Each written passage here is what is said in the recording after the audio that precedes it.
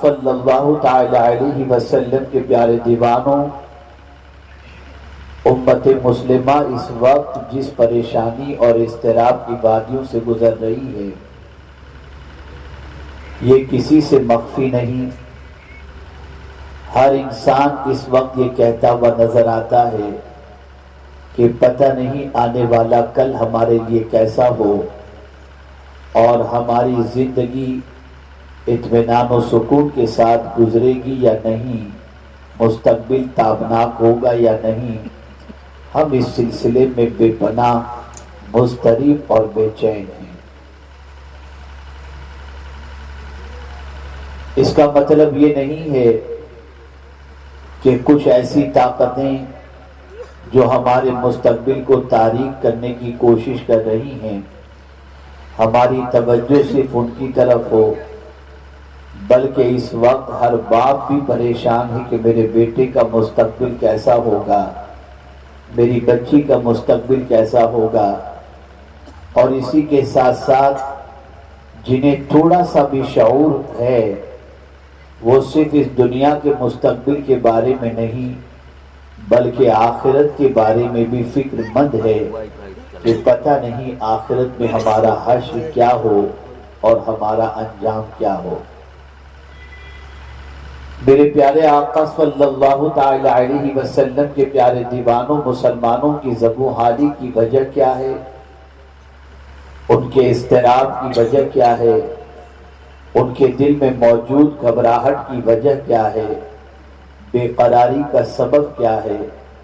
تو اس بات کو اچھی طریقے سے ذہن میں رکھیں کہ اس قوم نے اللہ کی ایک عظیم کتاب کے ساتھ وہ سلوک کیا جو سلوک آج انہیں زوال کی طرف لے گیا، اور اسی سلوک کی بنیاد پر زندگی کا سارا چین ان سے رخصت ہو چکا ہے۔ قرآن اللہ کی وہ عظیم ترین کتاب ہے کہ اس کتاب کی تعریف خود پروردگار جل جلالہ نے فرمائی۔ اس کتاب کے اوصاف کو اللہ نے خود بیان فرمایا، اور اس کتاب کے بارے میں پروردگار جل جلالہ نے ان خوبیوں کا ذکر فرمایا اور ان پریشانیوں کا علاج فرمایا جو دنیا کی کسی اور کتاب کے اندر یہ ساری خوبیاں آپ کو نظر نہیں آ سکتی۔ آئیے میں آپ کو سمجھاتا ہوا چلوں۔ میرے پیارے آقا صلی اللہ تعالی علیہ وسلم کے پیارے دیوانوں، آج کا مسلمان یہ ضرور جانتا ہے کہ قرآن اللہ کی کتاب ہے۔ آج کا مسلمان ضرور مانتا ہے کہ قرآن اللہ کی کتاب ہے۔ آج کا مسلمان ضرور یہ کہتا ہوا نظر آتا ہے کہ قرآن اللہ کی کتاب ہے۔ آج کا مسلمان نئے گھر کے اندر سب سے پہلے قرآن رکھنے کا جذبہ رکھتا ہے۔ آج کا مسلمان اپنی بچی کو جب بیاہ کر جانے لگتی ہے تو سب سے پہلے قرآن جہیز میں دینے کی فکر رکھتا ہے۔ اور یہی نہیں، جب کسی مسلمان کا انتقال ہو جائے تو جلدی سے قرآن خوانی کا اہتمام کیا جاتا ہے تاکہ اس قرآن کی برکتوں سے مرنے والے کو ثواب پہنچے اور اس کی روح کو تسکین کا سامان نصیب ہو جائے۔ اے رسول اعظم صلی اللہ تعالی علیہ وسلم کے دیوانوں، اس بات کو اچھی طریقے سے ذہن میں رکھیں۔ ہماری غلطی کہاں ہوئی، ہم پریشانیوں کے دلدل میں کیسے پھنسے اور مصیبتوں نے ہمارے دروازے پر کیوں دستک دی، اس کی سب سے بڑی وجہ یہ ہے کہ ہم نے قرآن مقدس سے ملنے والی نصیحتوں کو عملی جامہ پہنانا چھوڑ دیا، جبکہ اللہ عز و جل واضح لفظوں کے اندر فرماتا ہے کہ یا ایھا الناس قد جاءتکم موعظۃ من ربکم، اے لوگوں تمہارے رب کی طرف سے تمہارے پاس نصیحت آ گئی۔ قرآن سے بڑھ کر نصیحت کی کتاب اور کون سی ہوگی؟ یہ بات اچھی طریقے سے یاد رکھیں۔ قرآن نے جو جو نصیحتیں کی، جب ان نصیحتوں کو لوگوں نے عملی جامہ پہنایا، اللہ نے انہیں عروج عطا فرمایا، انہیں کامیابی عطا فرمائی۔ کامیابی نے بڑھ کر ان کے قدموں کا بوسہ لیا، اور جب قرآن کی نصیحتوں کو لوگوں نے فالو کرنا چھوڑ دیا، اس قوم سے عزت کا تاج چھین لیا گیا۔ یہی وجہ ہے آقا کریم رؤوف الرحیم علیہ التحیۃ والتسلیم کے صحابہ کی حیات طیبہ اٹھا کر کے دیکھیں تو آپ کو پتہ چلے گا کہ قرآن سے ملنے والی نصیحتوں پر ان کا عمل کتنا تھا، قرآن مقدس سے ملنے والے نصائح کو وہ کس طرح سے عملی جامہ پہناتے تھے۔ آج ہر شیخ، ہر استاد، ہر ماں باپ یہ تو ضرور چاہتے ہیں کہ ہماری کی جانے والی نصیحتوں پر یہ شخص عمل کرے، بچہ عمل کرے۔ باپ چاہتا ہے کہ اسے نصیحت کی جائے، بیٹے کو نصیحت کی جائے تو بیٹا نصیحت کو اہمیت دے اور اس نصیحت پر عمل کرے، اور نصیحت پر عمل نہ کرنے کی بنیاد پر ایک باپ اپنے بیٹے کو سزا بھی دیتا نظر آتا ہے، اور کبھی کبھی تو ایسا ہوتا ہے کہ گھر سے نکال بھی دیا جاتا ہے۔ اسی طریقے سے اسکول جانے والے بچے بھی اچھی طریقے سے جانتے ہیں کہ ایک رولز اینڈ ریگولیشن ہوتے ہیں جسے بچوں کو فالو کرنا ہوتا ہے۔ کلاس ٹیچر نے اگر کوئی نصیحت کی، بچے نے نصیحت نہ مانی، اسے پنشمنٹ دیا جاتا ہے۔ پیر کی بات اگر مرید نے نہیں مانی، پیر اس پر غضبناک نگاہ ڈال دیتے ہیں۔ استاد کی بات اگر شاگرد نے نہیں مانی تو استاد جلال بھری نگاہوں سے اسے دیکھتے ہیں اور اسے سزا بھی دیتے ہیں۔ اور اس سے تھوڑا سا آگے بڑھ کر کے دیکھیں، اگر بیوی شوہر کی بات نہیں مانتی تو طلاق تک کی نوبت آ جایا کرتی ہے۔ پتہ چلا دنیا میں انسان کا مزاج ہے نصیحتوں کو قبول کرنے کا، اور نصیحت جو کرے اگر اس کی نصیحت کو قبول نہ کی جائے تو نصیحت کرنے والے کو جلال آ جاتا ہے۔ میں پوچھنا چاہتا ہوں، پروردگار جل جلالہ نے ہماری نصیحت کے لیے ایک عظیم کتاب ہمیں بھیجی، یہ قرآن سے بڑھ کر کے کوئی واعظ نہیں ہے۔ آپ یہ بات اچھی طریقے سے ذہن میں رکھیں۔ ہو سکتا ہے میری نصیحت آپ کو کرنے کے بعد میں اگر کوئی نصیحت آپ کو کروں، ممکن ہے ان نصیحتوں پر عمل کرنے کے بعد شاید وہ نتیجہ برآمد ہو یا نہ ہو، لیکن اگر قرآن کی نصیحت کو کوئی عملی جامہ پہنا لے تو نتیجہ وہی برآمد ہوگا جو اللہ نے فرمایا ہے۔ اللہ عز و جل کی کتاب نے کہا ہے، یہ ایسی نصیحت کی کتاب ہے کہ میرے پیارے آقا صلی اللہ تعالی علیہ وسلم کے پیارے دیوانوں، صحابہ کرام علیہم الرضوان چلنے کا ڈھنگ بھی قرآن سے سیکھتے تھے، بات کرنے کا طریقہ بھی قرآن سے سیکھتے تھے، کھانے پینے کے انداز کو بھی قرآن سے سیکھتے تھے، ملنے ملانے کے انداز کو بھی قرآن سے سیکھتے تھے، راہ چلنے کے طریقے کو بھی قرآن سے سیکھتے تھے۔ لیکن ہمارا حال یہ ہو گیا کہ اس کتاب کے ساتھ ہمارا تعلق اتنا کمزور ہو چکا ہے، اتنا کمزور ہو چکا ہے کہ ہم نے یہ کتاب سننے کے لیے تیار ہیں اور نہ اس کتاب کی نصیحتوں پر کان دھرنے کے لیے تیار ہیں، اور ہم یہ تصور کر رہے ہیں کہ ہم زمانے کے اندر معزز ہو جائیں، ہم محترم ہو جائیں، ہم مکرم ہو جائیں۔ یاد رکھو میرے پیارے آقا صلی اللہ تعالی علیہ وسلم کے پیارے دیوانوں، قرآن کی نصیحتوں کو نظر انداز کرنے والا انسان زمانے کے اندر کامیابی حاصل کر ہی نہیں سکتا، اس لیے کہ اس کی نصیحتیں وہ نصیحتیں ہیں کہ جو ان نصیحتوں کو عملی جامہ پہنا لے وہ یقیناً دنیا میں بھی کامیاب ہو جائے گا اور آخرت میں بھی کامیاب ہو جائے گا۔ آپ ذرا دیکھیں میرے پیارے آقا صلی اللہ علیہ وسلم کے پیارے دیوانوں، ہر نصیحت کرنے والے کی غرض و غایت ہوتی ہے۔ ایک باپ نصیحت کرتا ہے اپنے بیٹے کو، وجہ یہ ہوتی ہے کہ بیٹا سنور جائے گا، صحیح راستے پر چلے گا، ہماری نجات کا سامان بھی بن سکتا ہے، بڑھاپے کے اندر سہارا بھی بن سکتا ہے۔ بیوی کو نصیحت شوہر کرتا ہے تاکہ اس کے ذریعے اسے کچھ راحت اور سکون کی دولت نصیب ہو جائے۔ اسی طریقے سے آپ غور کرتے چلے جائیں، ہر نصیحت کرنے والے کا نصیحت کے پیچھے کچھ جو مفاد کار فرما ہو یا نہ ہو، لیکن اتنا ضرور ہوتا ہے عمل کرے گا ثواب ملے گا، عمل کرے گا فائدہ ہوگا۔ لیکن جب اللہ عز و جل کے ذریعے ملنے والی کتاب اور اس کو جو نصیحت اس کے ذریعے ہمیں کی جا رہی ہے، اس میں مولا کا کوئی فائدہ نہیں ہے۔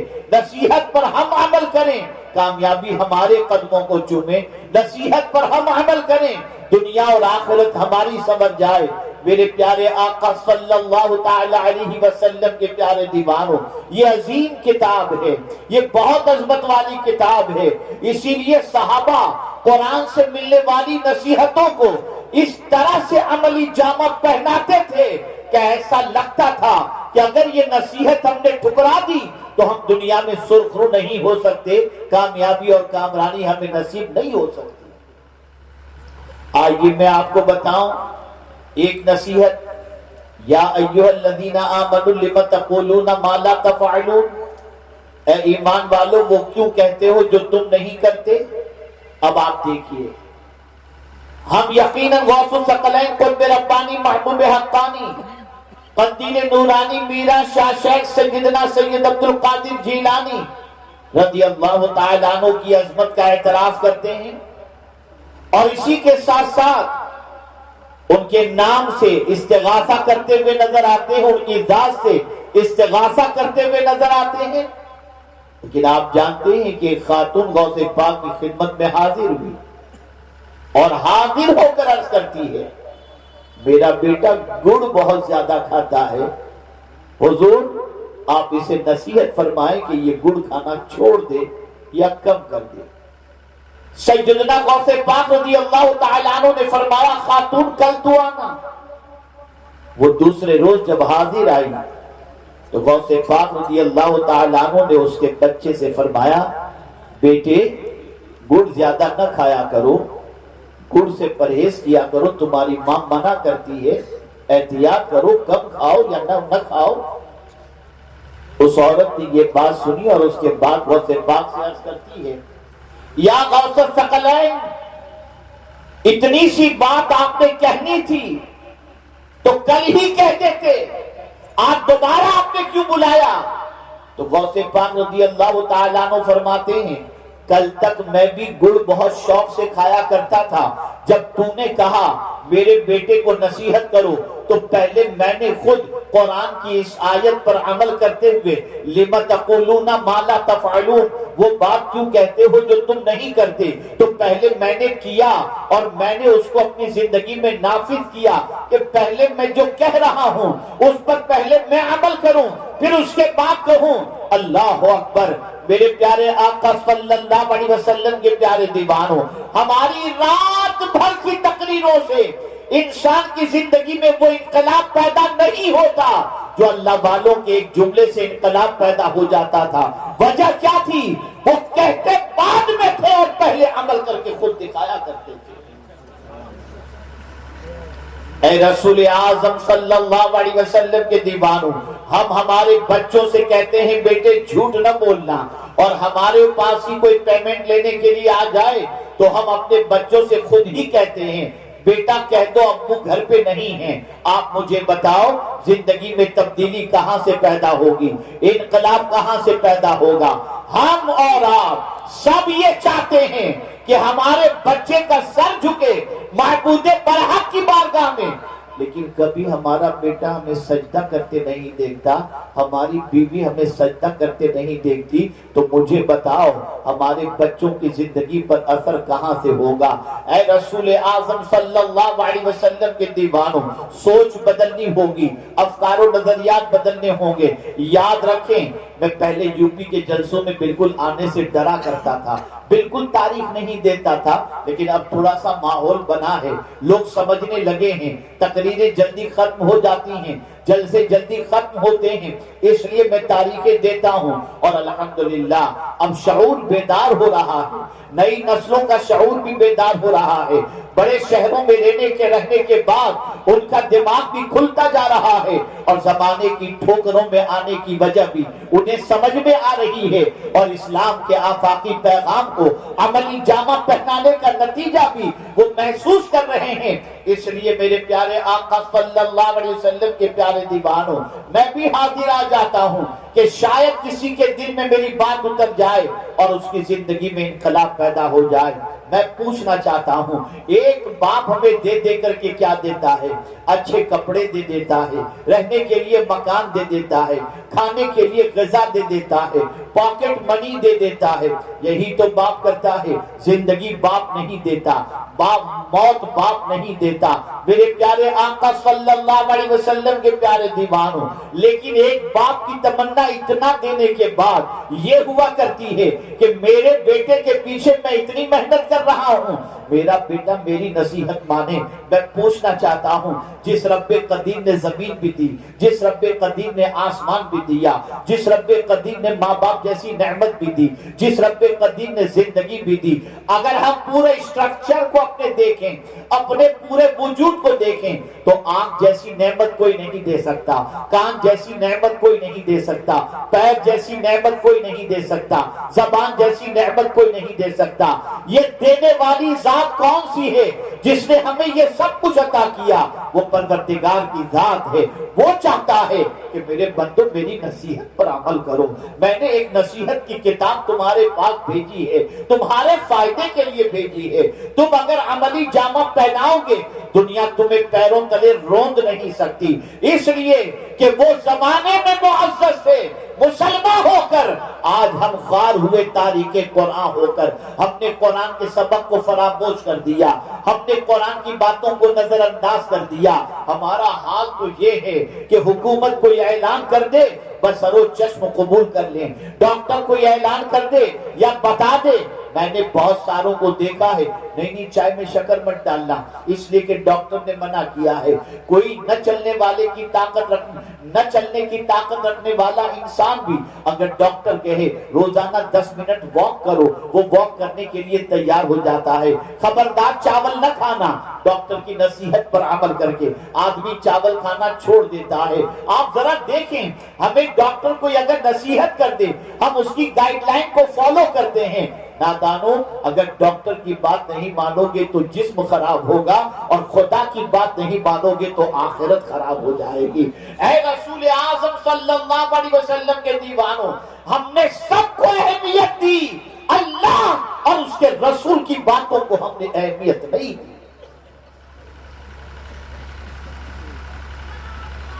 ہم مسلمان ہیں، اللہ کے ماننے والے، اللہ کے رسول صلی اللہ علیہ وسلم کے ماننے والے ہیں۔ کس اینگل سے نظر آتا ہے؟ کیا ہماری چال سے نظر آتا ہے کہ ہم اللہ کے ماننے والے ہیں؟ کیا ہمارے گفتار سے نظر آتا ہے کہ ہم اللہ کے ماننے والے ہیں؟ کیا ہمارے کھانے پینے کے انداز سے نظر آتا ہے کہ ہم اللہ کے ماننے والے ہیں؟ کیا ہمارے نگاہوں کے تحفظ سے سمجھ میں آتا ہے کہ ہم اللہ کے ماننے والے ہیں؟ ہماری زندگی کا کوئی گوشہ کہیں سے یہ نشاندہی نہیں کرتا کہ ہم اللہ کے ماننے والے ہیں۔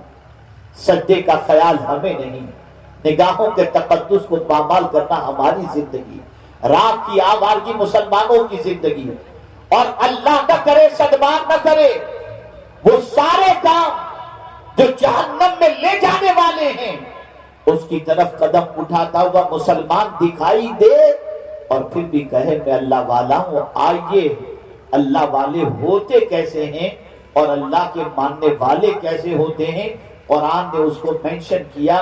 اور سب سے پہلے قرآن نے ان کی تنہائی کی زندگی نہیں، مجمع کی زندگی کو اجاگر کیا کہ اللہ والے کیسے ہوتے ہیں۔ قرآن کہتا ہے وَعِبَادُ الرَّحْمَنِ الَّذِينَ يَمْشُونَ عَلَى الْأَرْضِ هَوْنًا۔ رحمان کے بندے جب زمین پر چلتے ہیں تو نرمی سے خراما خراما چلتے ہیں۔ پہلے چال بتائیے، اے رسول اعظم صلی اللہ تعالی علیہ وسلم کے دیوانوں، آج ہماری چال بگڑ گئی۔ چلتے ہوئے مسلمان کو دیکھ کر کوئی نہیں کہہ سکتا کہ یہ قرآن کا ماننے والا ہے۔ نگاہیں کہیں اٹھ رہی ہیں، چال کے اندر کوئی تقدس نظر نہیں آتا، چال چلن بگڑے ہوئے نظر آتے ہیں۔ کسی کو دھکا دیا جا رہا ہے، کسی کو فقرے کسے جا رہے ہیں، کسی کو گالی دی جا رہی ہے، کسی کی غیبت کی جا رہی ہے، کسی کی برائی کی جا رہی ہے، راہ چلتے ہوئے لڑکیوں کو دھکا مارا جا رہا ہے، یہ سارے خرافات دیکھ کر کے بھلا کون کہے گا کہ یہ اللہ کا ماننے والا یا مسلمان ہے؟ اللہ اکبر. جو رحمان کے بندے ہیں وہ چلتے ہیں تو بڑے خرامہ چلتے ہیں. اور ظاہر سی بات ہے کہ آپ راہ چلو گے تو راہ میں چلنے والے دوسروں کے ساتھ آپ کی ملاقات بھی ہوگی، اور ہو سکتا ہے کہ آپ کے ان کے چلنے کے اندر تھوڑا سا ٹکراؤ بھی ہو بھیڑ بھاڑ کی وجہ سے، اور کوئی آپ کے ساتھ بدتمیزی سے پیش بھی آ جائے تو یاد رکھیں ہمارا حال تو یہ ہے کہ کوئی ایک دھکا دے تو 10 گالیاں ماں بہن کی آج کا مسلمان سب سے پہلے دیتا ہوا نظر آتا ہے. رحمان کے بندے ایسا نہیں کرتے، اللہ والے ایسا نہیں کرتے. اللہ والوں کی کیفیت قرآن نے بیان فرمائی، وَإِذَا خَاطَبَهُمُ الْجَاهِلُونَ قَالُوا سَلَامًا. وہ صرف اتنا کہہ کر گزر جاتے ہیں اللہ تجھے سلامت رکھے. الجھتے نہیں، لڑائی جھگڑا نہیں کرتے، بدتمیزی نہیں کرتے. میں نے بہت سارے مسلمانوں کو ایئرپورٹ پر اس طریقے سے جھگڑتے دیکھا ہے کہ ایسا لگتا ہے کہ ان کو مسلمان کہنے میں ہمیں شرم اور جھجک محسوس ہو.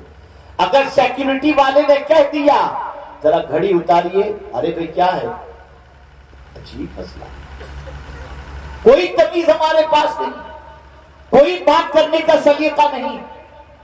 آپ ذرا سوچو ہمارے محلوں میں پنپنے والے ہمارے نوجوانوں کو ذرا دیکھ لو اور ان کے بات کے لب و لہجے کو دیکھو، اور پھر معاشرے کے اندر ترقی یافتہ لوگوں کے بچوں کے انداز گفتگو کو دیکھو تو آپ محسوس کریں گے کہ ہماری ساری تمیز اور تہذیب و تمدن غیروں نے اٹھا لیا ہے اور ان کے سارے کچرے والی عادتوں کو ہم نے اپنا لیا ہے. یہ جل سے اس میں صرف آ کر چلے مت جاؤ، من بناؤ اس کے اندر، ارادہ کرو اس کے اندر. لاکھوں روپے خرچ کر کے یہ جلسہ منعقد کرنے کا مقصد آپ کی خیر خواہی ہے، آپ کی زندگی میں تبدیلی ہے.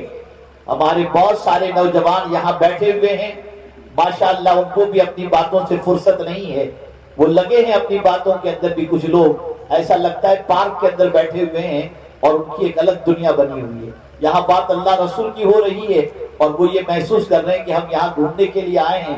اپنی منڈلی بنا کے بیٹھو اور اپنی باتیں کرو. لا حول ولا قوت. جب کسی قوم کے نوجوان کی یہ پوزیشن ہو جائے وہ قوم کبھی ترقی نہیں کر سکتی.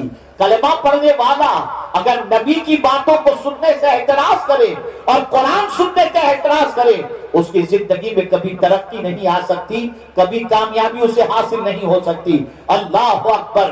میری بہنیں موجود ہیں، ذرا کان کھول کر کے سنیں، شاید کہ کوئی بات ان کے دل کے اندر بیٹھ جائے. اللہ اکبر. ہر ہفتے ام المؤمنین حضرت عائشہ صدیقہ رضی اللہ تعالی عنہا اپنے میکے تشریف لے جاتی تھی. رسول اعظم اجازت دیتے تھے، وہ تشریف لے جاتی تھی.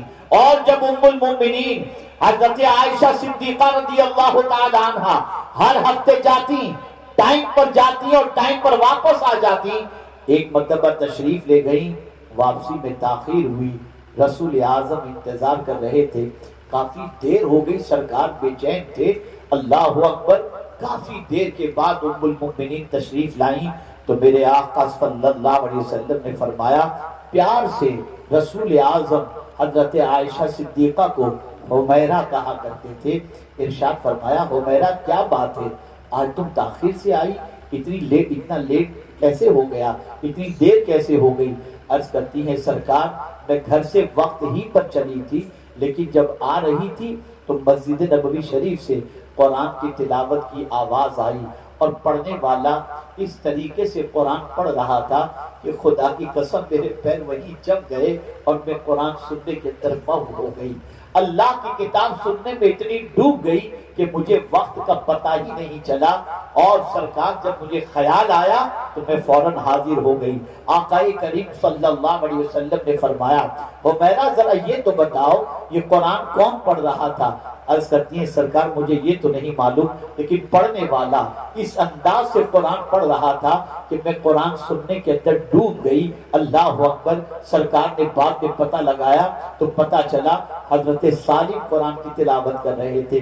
اب سمجھانا یہ ہے کہ آج ہماری بہنیں غزلیں سننے میں اتنی مب ہو جاتی ہیں کہ بچہ رو رو کے سو جاتا ہے.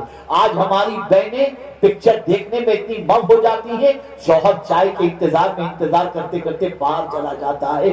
آج ہماری قوم کی عورتوں کو نہ قرآن سننے کا شوق ہے نہ مصطفیٰ پیارے کی نعتیں سننے کا شوق ہے. الا ماشاءاللہ مزاج بدل گیا. جب قرآن کی آواز کانوں سے اترتی تھی اور دل میں پہنچتی تھی تو بچوں کی زندگیوں میں انقلاب پیدا ہوتا تھا. یہ قرآن کی آواز ہی تو تھی جو شکم مادر میں غوث پاک نے سنی تھی جس کی وجہ سے پیدا ہوئے تو 17 پارے کے حافظ بن کر کے پیدا ہوئے. لیکن آج ماؤں سے بچے قرآن نہیں سن پا رہے. ماؤں کا شوق سماعت قرآن ختم ہو چکا. ماؤں کا ذوق تلاوت قرآن ختم ہو چکا. بچہ آنکھ کھول کے جب بھی ماں کو دیکھتا ہے تو یا فون پہ لگی ملتی ہے یا یوٹیوب پہ لگی ملتی ہے یا ٹی وی کے سامنے بیٹھی بھی نظر آتی ہے. بہت کم بچے ایسے ہوں گے جو اپنی ماں کو آنکھ کھول کر دیکھیں تو سجدے میں اللہ کی بارگاہ میں گڑ گڑاتی بھی نظر آئے یا قرآن کی تلاوت کرتی بھی نظر آئے. یہی حال باپ لوگوں کا ہے. رات کے 2-2 بجے تک باہر بھٹکنا. بچے کے پاس جب رات کو گھر پہنچتے ہیں تو بچے سو جاتے ہیں. صبح بچے اسکول چلے گئے تب باپ صاحب آرام سے اٹھتے ہیں اور فوراً تکیے کے نیچے سے سگریٹ نکالتے ہیں یا موبائل نکالتے ہیں. کس کا واٹس ایپ پہلے چیک کرتے ہیں. بچے نے کبھی اپنے باپ کو سجدہ کرتے بھی نہیں دیکھا کہ بچے باپ کو سجدہ کرتے دیکھ کر اس کے اندر بھی سجدے کی تڑپ پیدا ہو. آپ جانتے ہیں میں اپنی زندگی کا ایک واقعہ آپ کو بتاؤں. یہ واقعہ میں کبھی فراموش نہیں کر سکتا. گوا کے قریب میں ایک شادی کی تقریب میں حاضر ہوا. نکاح ختم ہوا. مجھے فلائٹ بھی پکڑنی تھی اور ظہر کی نماز بھی میری باقی تھی. میں نے ساتھیوں سے کہا کہ یہاں کوئی مسجد ہو تو بتاؤ جلدی سے چل کر ظہر کی نماز پڑھ لوں. مسجد پہنچا ظہر کی نماز ادا کرنے تو دیکھ کر کے میری عقل دنگ رہ گئی. مشکل سے میں سمجھتا ہوں کہ 2.5 سے 3 سال کا ایک بچہ ہوگا اور اس کا باپ اس کے ساتھ تھا. پوری مسجد میں یہ دونوں ہی تھے اور نماز جو ہے وہ باپ بھی پڑھ رہا تھا, بچہ بازو میں کھڑا تھا, باپ کی نقل وہ اتار رہا تھا. پھر بچہ تو بچہ ہی ہوتا ہے, پھر کھیلنے میں لگ گیا. لیکن اس باپ کی تڑپ پر قربان کہ جب باپ نے دیکھا کہ میرا بیٹا صحیح طور پر رکوع سجود نہیں کر پا رہا تو اپنی نماز مکمل کرنے کے بعد اپنے بچے کو اپنے دونوں پیر کے درمیان کھڑا کیا اور پھر وہ رکوع میں جاتا تو اسے رکوع میں لے جاتا. مشق کرا رہا تھا. پھر سجدے میں جاتا, اپنے بچے کو سجدے میں لے جاتا. ایک سوال پوچھتا ہوں, باپ کا یہ طریقہ دیکھ کر جب مجھے اتنی خوشی ہوئی تو خدا کتنا خوش ہوا ہوگا. آپ مجھے بتاؤ, کیا زندگی میں آپ کو یاد ہے کہ کبھی اپنے بیٹے کے لیے آپ کے اندر یہ فکر پیدا ہوئی ہو؟ آپ نے کبھی یہ سوچا کہ میرا بیٹا بھی خدا کی بارگاہ میں سر جھکانے والا بن جائے؟ نہیں, کبھی نہیں. اللہ ماشاءاللہ. باپ کی زندگی سے سجدے کی طرف رخصت ہو گئی. ماں کی زندگی سے تقدس نگاہ اور حیا یہ سب ختم ہو گیا. آپ جانتے ہیں کس طریقے سے امام حسین کو خاتون جنت نے پالا ہے؟ اللہ اکبر. امام حسن و حسین رضی اللہ تعالی عنہما دونوں ننھے تھے, زیادہ عمر بھی نہیں تھی, دونوں 6, 8, 9 سال کے قریب کے ہوں گے. دونوں کے درمیان کوئی بات ہو گئی. امام حسن مجتبی نے امام حسین رضی اللہ تعالیٰ عنہ کو ہلکا سا تماچا رسید کیا، روتے ہوئے ماں کے پاس آئے.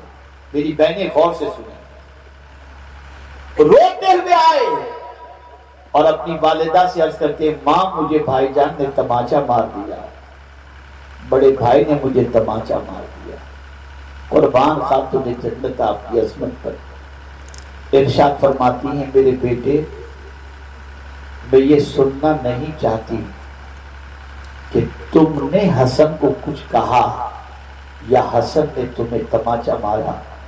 میں تو صرف اتنا کہوں گی تم دونوں بھائیوں کے جھگڑے سے خدا ناراض. امام حسین نے سنا، آنکھوں سے آنسو نکل پڑے. میں حیران ہوں یا اللہ، ایک ننھے سے بچے کو ایسی تربیت کہ چھوٹے سے بچے کے سامنے اگر یہ کہا جائے کہ اللہ عز و جل تم سے ناراض ہو گیا تو بچہ اتنا بلکنے لگ جائے. ناراضگی رب کی بات سن کر ماں میں سب برداشت کر سکتا ہوں، خدا ناراض ہو جائے برداشت نہیں کر سکتا. ماں مجھے بتا میں رب کو کیسے راضی کروں. خاتون جنت فرماتی ہیں وضو کرو، سجدے میں چلے جاؤ، جب تک کہ رب قدیر جل جلالہ کے راضی ہونے سے متعلق قلب میں اطمینان نہ ہو جائے اپنا سر سجدے سے نہ اٹھانا. میں پوچھنا چاہتا ہوں کبھی ہم نے اپنے بچوں کو اللہ کی ناراضگی سے ڈرایا؟ ہم کبھی کتے سے ڈراتے ہیں، کبھی بلے سے ڈراتے ہیں، کبھی باباؤں سے ڈراتے ہیں، کبھی گنڈوں سے ڈراتے ہیں، کبھی لکڑی سے ڈراتے ہیں، خدا سے ہم کبھی نہیں ڈراتے. نتیجتاً آج ہمارا بچہ چوہے سے تو ڈرتا نظر آتا ہے، خدا سے ڈرتا ہوا نظر نہیں آتا. سوچ بدلو، فکر بدلو، انداز زندگی بدلو. مائیں اپنے بچوں کو درست کرنے کے لیے بڑی قربانیاں. بیٹھ جائیں تھوڑا سا، بیٹھ جائیں، چلت پلت کا بدل کرا. ایک مرتبہ درود شریف پڑھیں. اللہم صلی علی سیدنا و مولانا محمد معدن الجود والکرم وآلہ وصحبہ وبارک وسلم. مجھے امید ہے کہ بارہا آپ نے یہ واقعہ سنا ہوگا، پھر بھی میں گفتگو کی مناسبت سے آپ کے سامنے عرض کرتا ہوں. بابا فرید ذرا سوچو، ننھے سے ہیں بابا فرید، بہت ننھے سے ہیں. ماں اپنے بابا فرید جیسے بیٹے سے کہتی ہے بیٹے نماز پڑھو. اس زمانے میں کینڈی نہیں تھی، آئس کریم کا دور نہیں تھا، چاکلیٹ کا دور نہیں تھا، اور بچوں کی طبیعت کے اندر میٹھی چیزوں کی طرف انسیت ہوا کرتی ہے. ماں نے اپنے بیٹے سے کہا بیٹے فرید نماز پڑھا کر. کہتے ماں کیا ملے گا؟ ماں نے کہا تو نماز پڑھے گا نا تیرے مسلح کے نیچے سے شکر تجھے ملے گی. اتنا سننا تھا، خوش ہو گئے. اچھا ماں میں تو نماز پڑھتا ہوں، ضرور پڑھوں گا. ماں نے کہا بیٹے وضو کر لے. بیٹا گیا وضو کرنے کے لیے، ماں نے مصلی بچھایا، نیچے شکر کی ایک پڑیا رکھ دی. جیسے ہی بابا فرید نے سلام پھیرا فوراً مصلی اٹھایا، دیکھا تو نیچے سے شکر کی ایک پڑیا مل گئی، خوش ہو گئے. اب اس کے بعد وہ نماز کے پابند بن گئے. جب نماز کا وقت ہوتا ماں وضو کرنے بھیجتی اور مصلی کے نیچے شکر کی پڑیا رکھ دیتی. بچہ نماز پڑھ کے فارغ ہوتا، شکر کی پڑیا مل جاتی، بچہ خوش ہوتا، پانچوں وقت کا نمازی بن گیا یہ بچہ. اللہ اکبر.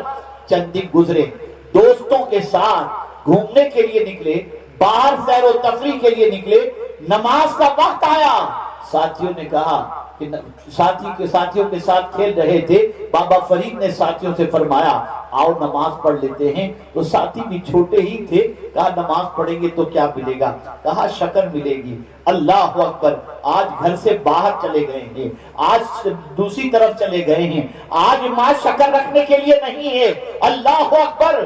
ماں کی بے قراری بڑھ جاتی ہے کہ میرا بیٹا آج میری نگاہوں کے سامنے نہیں، لیکن میں نے اسے نماز کا پابند بنا دیا ہے. اگر آج اس کے مصلی کے نیچے سے شکر نہیں نکلی تو میرا بھرم ختم ہو جائے گا. اور کہیں ایسا نہ ہو کہ پھر میرا بیٹا سجدہ کرنا چھوڑ دے.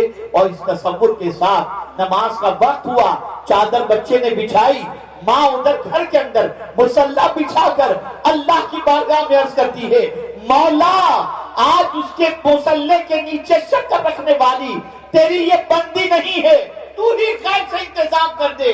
جب بابا فرید نے سلام پھیرا اور چادر اٹھائی تو دیکھا نیچے شکر کا خزانہ موجود تھا۔ اللہ اکبر، تبھی سے آپ کا نام گنج شکر پڑ گیا۔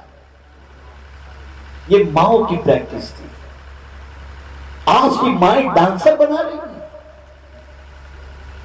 آج کی مائیں گانے گنگنا رہی ہیں، آج کی مائیں ہیرو کے طریقے پر بال کٹوا رہی ہیں، آج کی مائیں اپنی بچیوں کو ہیروئن جیسے کپڑے پہنا رہی ہیں۔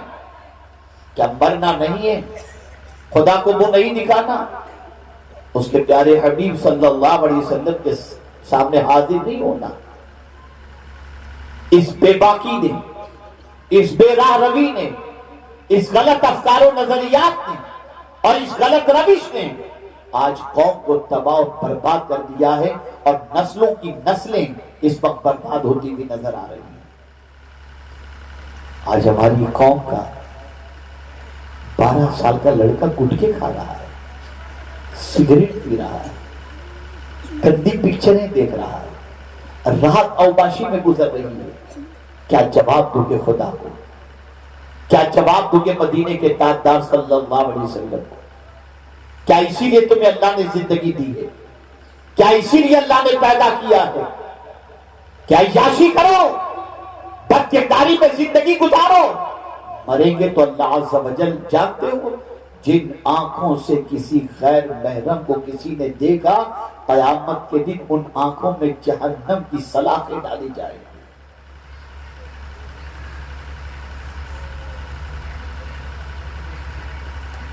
نگاہوں کا تقدس۔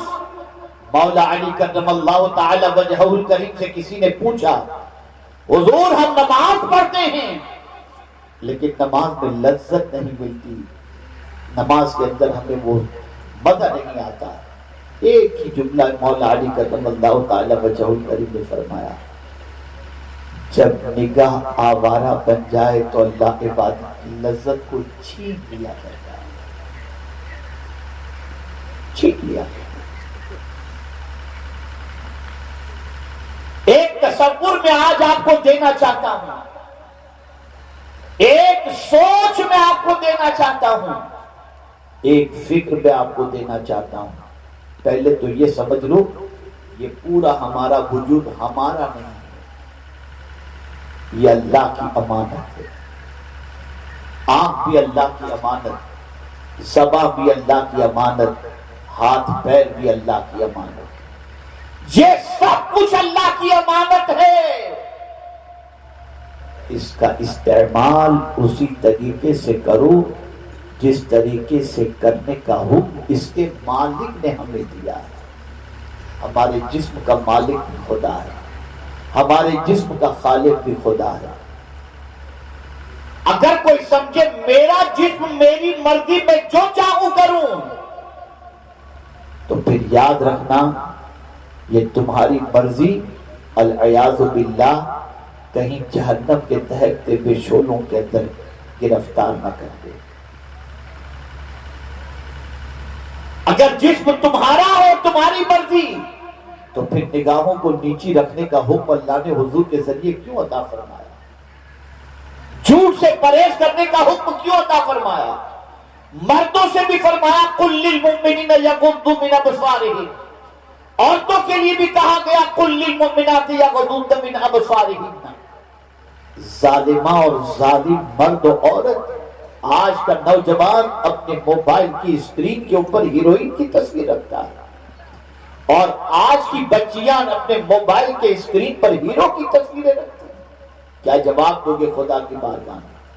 جس نے آنکھ دی ہے وہ آنکھ کے بارے میں سوال پوچھے گا، وہ پوچھے گا کہ کیا دیکھا تم نے؟ اے رسول اعظم صلی اللہ علیہ وسلم کے دیوانوں، ان جلسوں کو ایک انقلابی جلسے بناؤ، ایک انقلابی تحریک بنا لو کہ جو بھی جلسے میں آئے گناہوں سے توبہ کر کے قرآن اور مدینے کے تاجدار کے راستے پر چلنے کا عزم کر کے یہاں سے جائے۔ اگر اس عزم کے ساتھ جلسے منعقد کیے گئے اور اسی امید کے ساتھ جلسوں میں آتے رہے اب قریب ہم دیکھیں گے کہ ہمارے کسی قوم کے بچے کو کوئی آوارہ نہیں کہے گا، جو بھی کہے گا تو یہی کہے گا اگر مدینے والے کے غلام کو دیکھنا ہو تو اسے دیکھ لو۔ آج ضرورت صبر کی ہے۔ بڑا اچھا ٹائٹل دیا گیا ہے، رضائے مصطفیٰ صلی اللہ علیہ وسلم کانفرنس، بڑا اچھا ٹائٹل ہے۔ کبھی جاننے کی ہم نے کوشش کی کہ حضور کی رضا کیا ہے؟ کبھی جاننے کی کوشش؟ آؤ ہم دیکھتے ہیں، فرشتوں سے پوچھتے ہیں کہ فرشتوں ذرا بتاؤ حضور کی رضا کیا ہے۔ صحابہ سے پوچھتے ہیں کہ صحابہ بتاؤ حضور کی رضا کیا ہے۔ انبیاء سے پوچھتے ہیں کہ بتاؤ حضور کی رضا کیا ہے۔ جب ہم سرکار کی رضا کے بارے میں، خوشی کے بارے میں جب انبیاء سے سوال پوچھیں گے تو جواب ملے گا، ایک ہی جواب ہے۔ ہر سنت پر عمل کرنے کے لیے بہت ساری چیزوں کی ضرورت ہے۔ مسواک کی سنت پر عمل کرنا ہے تو جب دانت آ جائے تب مسواک کی سنت پر عمل ہوگا، جب جوان ہو جائیں تب جا کر داڑھی آئے تو اس سنت پر عمل ہوگا۔ بہت ساری سنتوں پر عمل کے لیے عمر ضروری ہے، لیکن خدا کی قسم رضائے مصطفیٰ والی سنت پر عمل کے لیے عمر کی کوئی قید نہیں۔ آئیے میں آپ کو بتاؤں میرے آقا کی رضا کیا ہے۔ پہلے سجدے پہ روز ازل سے درود، یادگاری امت پہ لاکھوں سلام۔ حضور کی رضا یہ ہے کہ حضور کی امت کا بھلا چاہو، حضور راضی ہو جائے۔ یہ سرکار کی رضا کا سب سے بڑا ذریعہ ہے۔ اس کو میں دلیل کی روشنی میں عرض کروں۔ کیا ضرورت تھی حضرت موسیٰ علیہ السلام کو 50 وقت کی نماز کو 5 وقت کی کرانے کی؟ اگر جلوہ یار دیکھنا ہی تھا تو رسول اعظم سے کہہ دیتے جاؤ تمہاری آنکھوں میں میں اپنے رب کا جلوہ دیکھ لوں گا، لیکن نہیں کہتے ہیں تو یہ کہتے آپ کی امت 50 وقت کی نماز نہیں پڑھ سکی۔ یہ امت کا تذکرہ تھا، اس لیے کہ وہ جانتے تھے کہ حضور کو راضی کرنا ہے تو حضور کی امت کا بھلا چاہو، حضور کو راضی کرنا ہے تو حضور کی امت کا بھلا چاہو۔ اللہ اکبر۔ سدرۃ المنتہا پر جبریل امین سے سرکار کہتے ہیں حل لک حاجۃ یا جبریل، جبریل تیری کوئی حاجت ہو تو بیان کر۔ کہہ سکتے تھے آپ لامکاں کی طرف جا رہے ہیں مجھے بھی لے چلیں، لیکن نہیں، وہ جانتے تھے حضور کو راضی کیسے کیا جائے، تو کہتے ہیں آپ کی امت جب پل صراط سے گزرے تو میں اپنے پروں کو بچھا دوں۔ وہ جانتے تھے کہ حضور کی رضا کس میں ہے،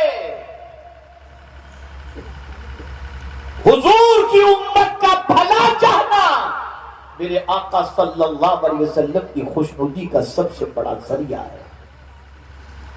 آپ جانتے ہیں میرے پیارے آقا صلی اللہ علیہ وسلم کے پیارے دیوان و حضرت عبداللہ ابن عباس رضی اللہ تعالی عنہما مسجد نبوی شریف میں تشریف فرماتے۔ رمضان المبارک کا مہینہ ہے، اعتکاف کے اندر موجود ہیں۔ ایک شخص حاضر ہوا جو قرض کے بوجھ تلے دبا ہوا تھا اور کئی دنوں کا بھوکا تھا۔ حضرت عبداللہ ابن عباس کو دیکھ کر کہتا یا ابن عم رسول اللہ، سرکار کے مزار شریف کی طرف اشارہ کر کے کہتا ہے میں ان کو گواہ بنا کر کے کہتا ہوں کئی دنوں سے میں نے کھانا نہیں کھایا اور میں قرض کے بوجھ تلے دبا ہوا ہوں۔ رسول اعظم صلی اللہ علیہ وسلم کے چچا کے بیٹے حضرت عبداللہ ابن عباس نے جب یہ سنا، اعتکاف میں ہیں، ماہ رمضان المبارک، اٹھتے ہیں، اس کی پریشانی سن کر اٹھتے ہیں، جہاں ان کے جوتے پڑے تھے اٹھاتے ہیں اور مسجد سے باہر نکلنے لگتے ہیں۔ جیسے ہی مسجد سے باہر نکلنے لگے اس شخص نے کہا حضور آپ معتکف ہیں اور معتکف بغیر عذر شرعی کے اگر مسجد سے نکل جائے تو اس کا اعتکاف ٹوٹ جاتا ہے، حضور آپ مسجد سے باہر نکل رہے ہیں، اب جواب سنیں۔ اگر میری یہ بات آپ کے دماغ میں بیٹھ گئی اور آپ نے اس کو عملی جامہ پہنانا شروع کر دیا تو میں سمجھوں گا کہ میرا آنا یہاں پر وصول ہے۔ حضرت عبداللہ ابن عباس رضی اللہ تعالیٰ عنہما نے فرمایا تم بالکل سچ کہہ رہے ہو، بغیر عذر شرعی کے مسجد سے باہر نکلنے پر اعتکاف ٹوٹ جاتا ہے، لیکن جب تو نے اپنی تکلیف کا ذکر میرے سامنے کیا تو مجھے میرے نبی کی حدیث یاد آتا ہے، اور وہ حدیث یہ کہ میرے آقا صلی اللہ علیہ وسلم فرماتے ہیں جو شخص میری امت کی تکلیف کو دور کرنے کے لیے چند قدم چلے اس کا میری مسجد میں 2 مہینے کے اعتکاف سے بہتر ہے۔ اس حدیث کے یاد آتے ہی میں مسجد سے باہر نکل گیا۔ یہ ہے حضور کی رضا، یہ ہے آقا کریم صلی اللہ علیہ وسلم کی خوشنودی۔ آپ ذرا دیکھو، اگر خواجہ ہندوستان تشریف لائے رضائے مصطفیٰ کے لیے، جب حضور نے عالم خواب میں حکم فرمایا جاؤ ہندوستان، نقشہ دکھا دیا گیا، یہ نہیں کہتے کہ وہاں کوئی ہے نہیں میرا، کہاں جاؤں، کس کے پاس جاؤں، کون میرا وہاں پر کون ویلکم کرے گا، کوئی گھر نہیں، کوئی پہچان نہیں، کوئی شناسہ نہیں، صرف اتنا دکھا کہ میرے آقا کی خوشی اسی میں ہے نا، چل پڑے چل پڑے۔ اعلیٰ حضرت عظیم البرکت امام عشق و محبت اسی لیے کہتے ہیں کام وہ لے لیجئے تم کو جو راضی کرے۔ بات نہیں فرمایا کہ میں ایسی بات کروں کہ اس سے آپ راضی ہو، کہتے کام وہ لے لیجئے، اور پوری زندگی کام ایسا کیا انہوں نے کہ تعلق بالرسول کو مضبوط کیا۔ یہ 15 شعبان قریب ہے، 14 شعبان کو اعلیٰ حضرت کا معمول تھا۔ حضور صدر الشریعہ علیہ رحمہ فرماتے ہیں کہ 14 شعبان کو اعلیٰ حضرت لوگوں کو اپنے گھر بلاتے اور کہتے کہ ایک دوسرے کو معاف کر دو، خدا تم کو معاف فرما دے گا۔ کیا ہمارے اندر حضور کی امت کا بھلا چاہنے کا جذبہ ہے؟ ہم تو اتنے ظالم ہیں کہ اپنے ہی گھر کا کچرا اپنے بھائی کے گھر کے دروازے پر پھینک دیتے ہیں۔ ہم تو اتنے ظالم ہیں کہ کاروبار کرتے ہوں، 2 حقیقی بھائی بھی اگر کاروبار کرتے ہیں تو ہم چاہیں گے کہ میرا بھائی کنگال ہو جائے اور میں مالدار ہو جاؤں۔ ارے بھلا چاہنے کا جذبہ بھی ختم ہو گیا، بھلا کرنے کی بات تو بہت دور۔ اگر ہم یہ تصور کرتے ہو کہ چہرے پہ داڑھی رکھ کر، سر پر امامہ شریف سجا کر ہم حضور کو راضی کر لیں گے، منع نہیں کرتا کہ اس میں حضور کی رضا نہیں ہے، لیکن میں اتنا ضرور جانتا ہوں کہ سب سے زیادہ اگر راضی کرنے والا کوئی عمل ہے تو حضور کی امت کا بھلا چاہو، بھلا چاہو، میرے آقا صلی اللہ علیہ وسلم کی امت کا بھلا چاہو، اور مخلوق خدا کا بھی بھلا چاہو۔ ایک اللہ کے ولی اس دنیا سے تشریف لے گئے، کسی نے خواب میں دیکھا جنت کے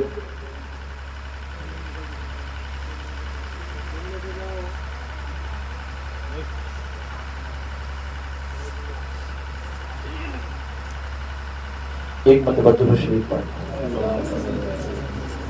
اللهم صل على سيدنا ومولانا محمد معدن الجود والكرم وآله وصحبه وبارك وسلم۔ کسی نے خواب میں دیکھا کہ وہ جنت میں مزے لے رہے ہیں، پوچھا حضور کس عمل کی وجہ سے اللہ نے آپ کو بخش دیا اور یہ اونچا مقام عطا فرمایا؟ فرماتے ہیں دوات کے اندر اس زمانے میں یہ فاؤنٹن پین، بال پین، یہ سب پین نہیں تھی، لکڑے کا قلم ہوتا، سیاہی میں ڈبوئے جاتا اور لکھا جاتا۔ وہ فرماتے کہ میں نے اپنے قلم کو سیاہی میں ڈبویا اور جیسے ہی قلم کو میں نے باہر نکالا تو نوکے قلم پر جو سیاہی تھی ایک مکھی آ گئی اور آ کر اس سیاہی کو چوسنے لگی. تو میں نے قلم کو جنبش نہیں دی، قلم کو ایسے ہی پکڑ کے رکھا کہ جلدی سے یہ مکھی سیاہی کو چوس لے. اس کا پیٹ بھر گیا، وہ اڑ گئی. بس اللہ کو میرا یہ عمل پسند آیا اور اس کی وجہ سے اس نے مجھے بخش دیا. بخاری شریف کی حدیث ہے، ایک ایسی عورت جس کے دامن پر گناہوں کے دھبے لگے تھے، لیکن ایک پیاسے کتے کو پانی پلانے کی وجہ سے مولا نے اسے بخش دیا. آج ہماری پہچان ستانے والوں کی بن گئی، راحت پہنچانے والی نہیں. کیا ہم نے ہماری آئیڈینٹی بنائی ہے؟ کیا ہم نے ہماری شناخت بنائی ہے؟ ذرا دیکھو مدینے کے تاجدار صلی اللہ علیہ وسلم کی خوشی کو ڈھونڈو تو صحیح، تلاش تو کرو.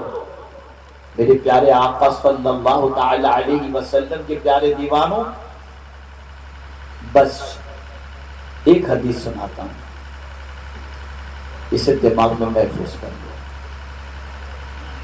آقا کریم صلی اللہ علیہ وسلم ارشاد فرماتے احب الاعمال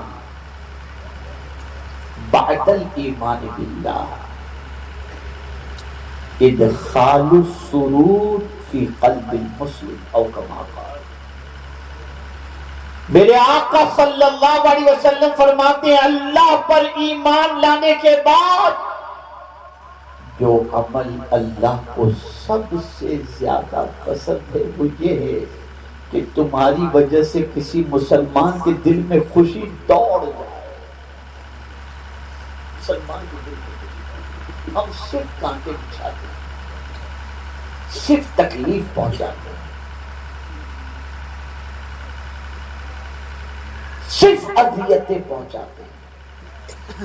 اگر کوئی کسی مسلمان کو اذیت پہنچائے اس کا انجام جانتے ہیں؟ آقا کریم صلی اللہ علیہ وسلم فرماتے ہیں من اذى المسلم فقد اذانی ومن اذانی فقد اذى اللہ ومن اذى اللہ كان يدخله النار. جس نے کسی مسلمان کو اذیت پہنچائی اس نے مجھے اذیت پہنچائی، اور جس نے مجھے اذیت پہنچائی اس نے اللہ کو اذیت پہنچائی، اور جس نے اللہ کو اذیت پہنچائی اس کا ٹھکانہ جہنم. تو حضور صلی اللہ علیہ وسلم کی رضا کو حاصل کرنا ہے تو حضور کی امت کا بھلا چاہو، نکلو سرکار کی امت کی بھلائی کے لیے. ان کی راہوں میں موجود پریشانیوں کو دور کرو اور ان کی زندگی کو سکون کی دولت سے مالا مال کر دو. اگر تم نے اور ہم نے یہ کوشش کی تو میرے آقا صلی اللہ علیہ وسلم راضی ہو جائے. مجھے یاد آ رہا ہے حضرت اویس قرنی کا واقعہ. انہیں معلوم تھا حضور کو کیسے خوش کیا جائے. ماں بستر علالت پر ہے، حضور صلی اللہ علیہ وسلم کا زمانہ پا رہے ہیں، جی چاہ رہا ہے کہ جا کے رخ مصطفیٰ صلی اللہ علیہ وسلم دیکھ لوں اور آنکھوں کو ٹھنڈک پہنچانے کے ساتھ ساتھ منصب صحابیت پر فائز ہو جاؤں. لیکن نکلنے کا ارادہ کرتے ہیں تو بستر پر سوئی ہوئی بیمار ماں کو دیکھ کر کے پیروں میں زنجیریں پڑ جاتی ہیں اور محسوس ہوتا ہے کہ میں گیا اور میری ماں کو کسی چیز کی حاجت ہوئی اور کوئی اس کی ضرورت کو پوری نہ کر سکا تو اسے اذیت پہنچے گی. من بناتے ہیں، پھر ٹینشن، پھر کینسل، پھر بناتے اور کینسل. پھر آخر میں ارادہ کر لیا کہ اب دو ہی چیزیں. دیکھیے غور سے سنیے گا. دو خوشی سامنے آ گئی، ایک اپنی خوشی، ایک حضور کی خوشی. توجہ چاہوں گا، زندگی میں اس کو یاد رکھیے گا. ایک اپنی خوشی، ایک حضور کی خوشی. ویسے کرنے کی خوشی یہ تھی کہ حضور کو دیکھیں، اور حضور کی خوشی یہ تھی کہ ماں کی خدمت کریں. تو جب دو خوشی کا تقابل ہوا تو حضرت اویس قرنی نے اپنی خوشی کو حضور کی خوشی پر قربان کر دیا اور باقی خدمت ہی میں لگے رہے، تو فاروق اعظم اور مولا علی کو حضور نے بلایا اور اپنا جبہ دیا اور فرمایا قرن میں میرا ایک عاشق رہتا ہے، جاؤ یہ جبہ اسے دے دینا اور کہنا کہ میری امت کے لیے مغفرت کی دعا کرے۔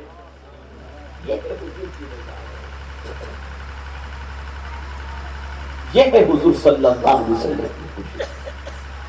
جب آوارگی تمہیں دعوت دے تو نفس کہے گا دیکھو، اور پھر تمہارے ذہن میں یہ بات آ جائے، حضور کہتے ہیں کہ نہ دیکھو، نگاہیں نیچی کر لو، جیسے ہی تم نے حضور کی خوشی پر اپنی خوشی کو قربان کر دیا، اللہ تمہارے سینے کو خوشیوں سے بھر دے۔